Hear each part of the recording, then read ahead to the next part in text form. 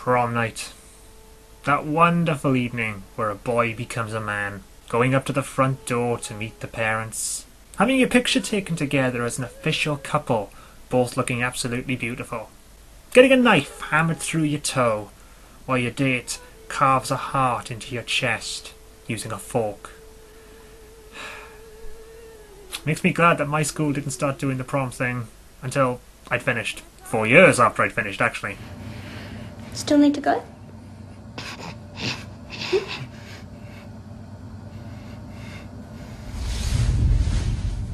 Ones or twos?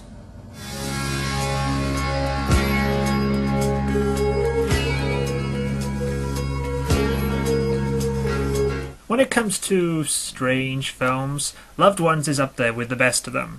Released to huge critical acclaim, it was also a huge commercial flop, but I attest this more to the fact that nobody knew about it. I picked this up for £7 in work in a 2 for 10 sale, and the only reason I picked it up is because a friend of mine said it was dark, wrong, but very funny. And I like the Saw films, so that kind of shows my sense of humour. It's a film that plays firmly off the strength of its star, and no, the star is not the name on the top of the poster. Xavier Samuels, playing the part of Brent, is only listed here because he was in Twilight Eclipse, and they're clearly trying to market the film based off his connection to the series. Smart move, really. But then again, he's not the best of actors. The film does get around this though. Robin McLeavy, playing the part of Lola, totally steals this film. She manages to make Alex Forrest and Peyton Flanders look like pussycats in comparison, and even more impressively, she does it without actually chewing any of the scenery. This is a situation similar to Red Eye, where talking about what you're seeing on screen takes away a great amount of the, in this case, weirdness of the film. Half the film plays out almost like the dinner scene from the original Texas Chainsaw Massacre, but unlike other attempts to homage that scene, this one actually works, and it's almost downplayed, which makes it all the more awkward. Oh yeah, by the way, this video will contain spoilers. Now I realise the intro has already spoiled that for you, and I didn't bother to tell you about spoilers then, so... surprise? But sex? Okay, I have a question. Does that mean that my face goes with everything? Or that my face is the face of trolling? Or that my face literally implies butt sex? Memes don't work that way! Actually, they kinda do. I mean, Panda started this with his Forget About It series, and now other people are using it too. You wrote this in a... You asked me to... I'm gonna fucking kill you and fail it! Welshy, you're ripping me off now. No. Yeah, you are. This is exactly like what happened in my Jeepers Creepers review. No, it isn't. Kyle isn't here. Oh, right. So now I guess we can expect Kyle to appear? I'd like an apology now. No, I'm not apologizing. You still totally ripped off my idea. Alright, fine. I ripped you off. Now can I get back to my review? This has already gone on for way too long, and there's no real reason for me to continue it. Yeah, you're right. See you at MagFest! Glad I got that out of my system. The film opens with Brent driving with his father next to what looks like the park where they filmed Suburban Nights, in which they bond over car talk and just general things that father and son usually talk about. Hey, I love this car. You know, you can see in the back of this car. Jesus. The bonding is interrupted when a heavily scarred and bloody stranger appears from out of nowhere in the middle of the road, who Brent swerves to avoid, but in doing so hits a tree. 6 months later, we learn that the crash killed Brent's father. Brent has become emotionally closed off despite having a girlfriend and refuses to drive a car. And I guess this is symbolised by him having long hair that covers his face. Now me, I also have long hair, but you'll notice it doesn't cover my face. Not because I'm proud of my features or anything, it's because I find it bloody annoying when it gets in my eyes. This is something I do like. He hasn't become a totally closed off arsehole who hates the world and goes out of his way to get on people's nerves. He still has his friends, he's just dealing with the psychological trauma from the crash. If this were a Platinum Doom film, he'd probably have said fuck about 100 times by now. Speaking of friends, his friend Jamie asks Mia, the sexy goth chick at the school, to the prom, which she accepts? Only in the movies. And then we meet our star, Lola. She approaches Brent to ask him if he'll go to the dance with her, but Brent has a girlfriend and turns her down. He then meets up with his girlfriend Holly, and the two get into her car and have frisky car sex while Lola watches. Oh yeah, she crazy. This, if anything, is the only problem I really have with the film. Robin McLeavy is, as far as I'm concerned, just too attractive to make me buy into the idea that she has trouble getting guys' attention. I know she's playing the shy girl in the opening scene, but she looks great, and she looks beautiful in her dress later on, and this is despite the makeup department trying to make her look less attractive. So the fact that she has to have her father abduct guys because they don't fall for her really isn't believable to me. Hell, if she'd been in my school, guys would have been asking her out all over the place. This would have meant I could have enjoyed my 5 years in school as opposed to despising them. She could have lobotomized all the assholes and made my life a living hell, and I'd have actually enjoyed myself, as opposed to burning my uniform on the last day. I have issues. Serious issues. Showing some of his emotional struggles, Brent can't bring himself to tell his girlfriend he loves her, but he does tell her Lola asked him to the dance. Good thing he didn't say that when she was trying to persuade him in the car. A lot of what I like about this film is that the audience is allowed to gather information through what we see. Characters don't have to talk and spout needless exposition for us to get what's going on. Through a small, simple scene, we see Brent and his mother are at odds. We get the impression his mother blames him for her husband's death. She doesn't out and out say this, but it's clearly hinted. Brent leaves with the family dog, scales a cliff, and appears to contemplate suicide before coming to his senses and just decides to get high, where he's promptly abducted and his dog gets stabbed. I'm not going to show the dog dying, I'm a dog man, but the dog does die. But maybe Lola is the innocent here, and it's down to her father. I killed your dog with this. Oh, fine, they killed the dog. Right, I want them both fucking dead. Meanwhile, Jamie arrives to pick up Mia. Now, I got mixed feelings about this side of the story. Mia is clearly going through some problems, but I can never tell if she really likes Jamie, or she's just simply looking for ways to self-destruct. Certain actions would suggest the latter, but her facial expressions and the way she looks at him would suggest the former. It also confuses me to why, in the kind of fickle environment that is high school, apparently that's where they're supposed to be, no one would have asked her out. And why did she agree to go with Jamie? You got any more of that pot on you? Yeah, in my pocket. Ah, Jamie has drugs. Suddenly the reasoning for her going out with him becomes remarkably clear. While Jamie and Mia get stoned, Lola's father arrives back at his house with Brent and presents his daughter with a dress, which she then proceeds to try on in front of him. Or maybe they're just really close. The father, who we'll call Daddy, determined to give his daughter the night she wished for, has turned the house into a school dance replica. So when Brent awakens, this is the first thing he sees.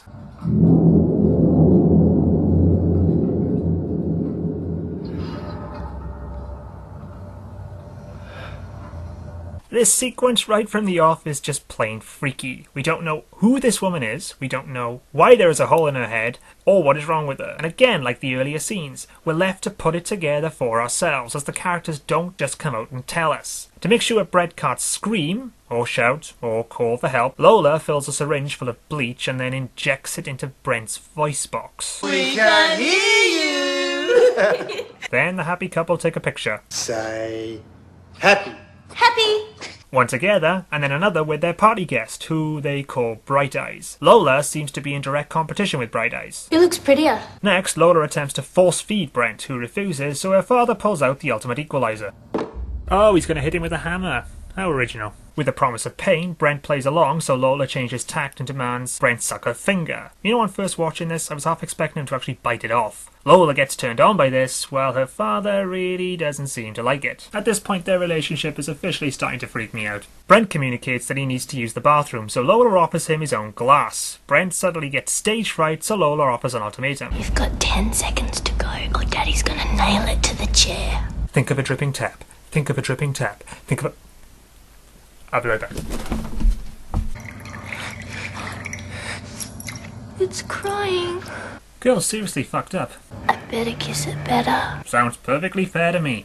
After all, what kind of Australian male would want to avoid a blowjob? Or maybe I'll bite it off so she can never kiss it again. Unless that happens, of course. This whole sequence now, and what follows, is what I was alluding to earlier when I compared it to the original Texas Chainsaw Dinner scene. We know nothing about this family, and that's what makes the scene uncomfortable. Lola is clearly insane, and you don't know what she's going to do. She can mount him, slap him, or just flip up and stick her finger in his eye. The long-held shots with no cuts only add to the unease of the scene, but then it does add extra spice when it does go into a quick cut. Seriously, all those Platinum Dunes Rob Zombie remakes could learn a lot from the way this sequence has been filmed in a tutorial on how to create genuine unease and tension. Brent kicks Lola away, manages to free himself, but only gets so far as a tree where Lola and her father take turns trying to knock him out of it. Okay, now I know I said this earlier, but I'd like to remind you all that Lola is absolutely batshit crazy. She does have a wicked arm though, and manages to knock Brent out of the tree, where he's re-tied up, and then has one of his feet nailed to the floor with a knife, while Lola screams for him to cry. Yeah, I think Lola took that kick kind of personally. And then we get another totally fucked up scene where Lola and her father show Brent Lola's scrapbook, which goes from the drawings and pictures of Lola as a child to all the previous guys she's had abducted. Duncan Fletcher.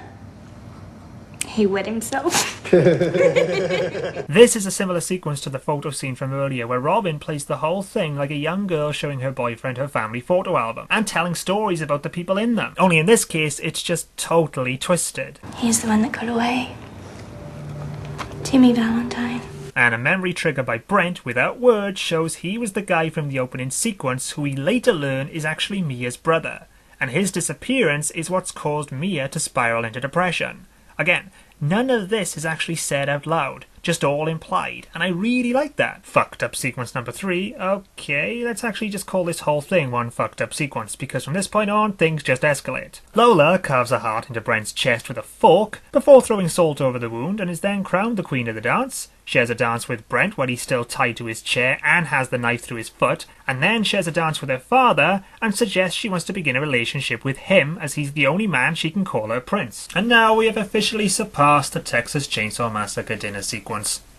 Now I know I kind of glossed over all of what's just happened, but Robin's performance during all these sequences is downplayed so beautifully. She plays the whole thing perfectly straight. She's completely into every scene and reacts like nothing unusual is going on. Her happiness at being announced and crowned the queen, with a paper crown I might add, and her proposal to her father are played so perfectly it makes it uncomfortably amusing. With Brent again attempting to free himself, we learn that Lola's exes are actually still alive and are being kept in an underground basement. Sing for your summer. Not loud enough. And now we learn why Bright Eyes had a hole in her head and why she seemed completely out of it. I know what's going to happen here. She'll suddenly have an attack of conscience and realise that what she's doing is wrong. Or Brent will escape.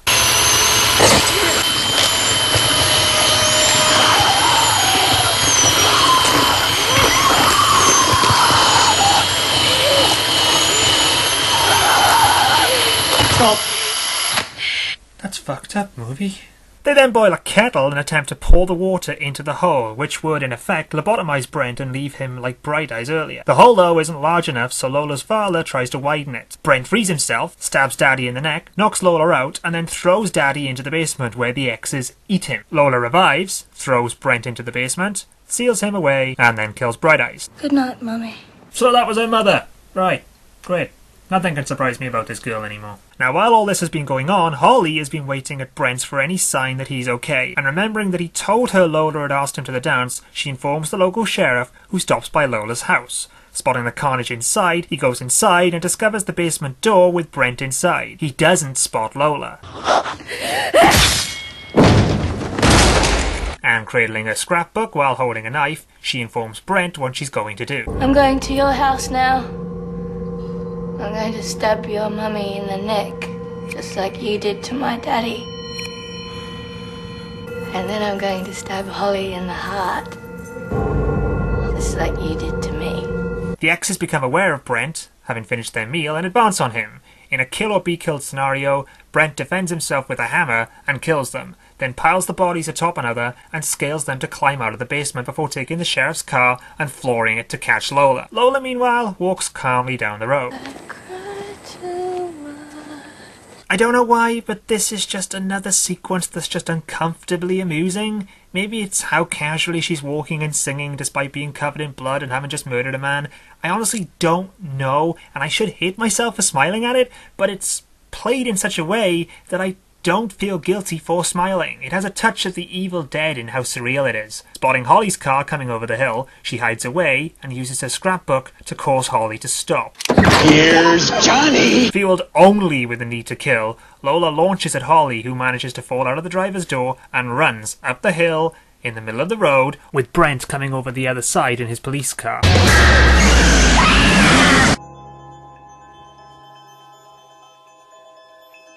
And for those of you out there who logged off as soon as you saw the end credits, you don't get to see the real ending, which means I might be talking to nobody right now. 6 months in, I'm already repeating myself. It is not a good sign. All I need now is to introduce an alternate personality, and then I know I've hit rock bottom. Holly comforts Brent, but Lola, give the girl credit, seems to be powered by the WWE bookers because she's like Super Cena and just won't stay down. Okay, she can't get up either, but she's nothing if not determined.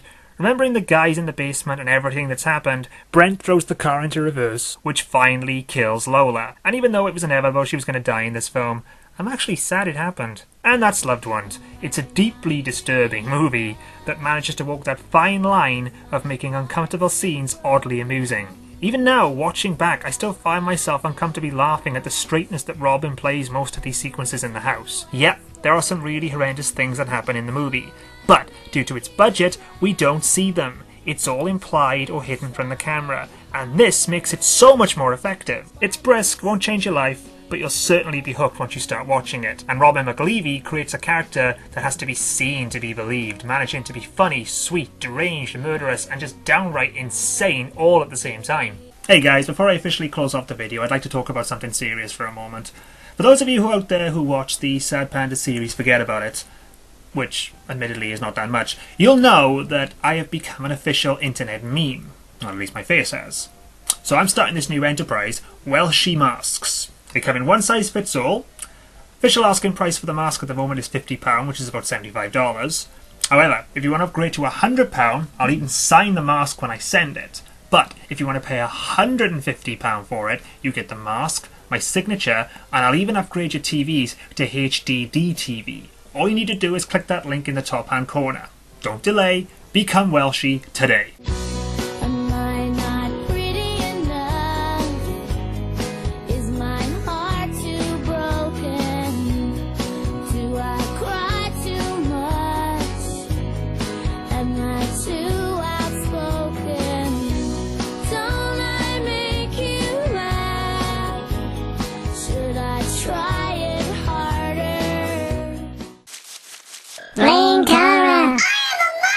No, I'm not apologizing. You still totally ripped off my idea. How could this